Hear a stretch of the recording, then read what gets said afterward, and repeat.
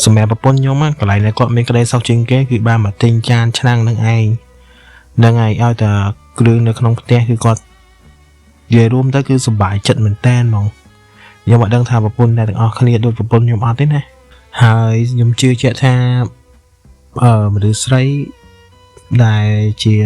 គេហៅថាមានគ្រួសារហើយក៏ខ្ញុំជឿជាក់ថាមានអារម្មណ៍ដូចប្រពន្ធខ្ញុំដែរខ្ញុំគិតថាប្រហែលជាចូលចិត្តរបស់ចឹងដូចគ្នាដែរព្រោះមនុស្សស្រីអ្នកដែលចូលចិត្តរៀបចំផ្ទះអ្នកដែលចូលចិត្តគេហៅថាគ្រឿងផ្ទះបាយជាក្រានជើងឆ្នើដែលគាត់គេហៅថានេះហ្មងគឺច្បាស់ជារបស់អស់នេះគឺក្តីសុខរបស់គាត់ជាងគ្រឿងធ្វើខ្លួនគ្រឿង skin care អីគឺ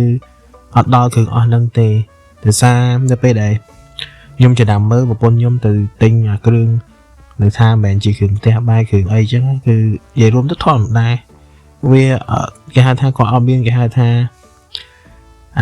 reaction របស់គាត់គឺអត់សូវមានទេបានន័យថាធម្មតាចឹងណាហ្នឹងហើយតែបើសិនជាគាត់បានទៅកន្លែងចឹងគឺគាត់មានក្តីសុខហ្មងមានអារម្មណ៍ថាគាត់ដូចសុបាយរីករាយដូចថា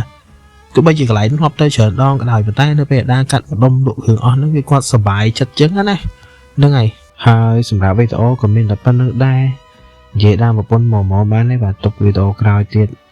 បាទអរគុណអ្នកនរគ្នាជួបគ្នានៅវីដេអូក្រោយទៀតបាយបាយ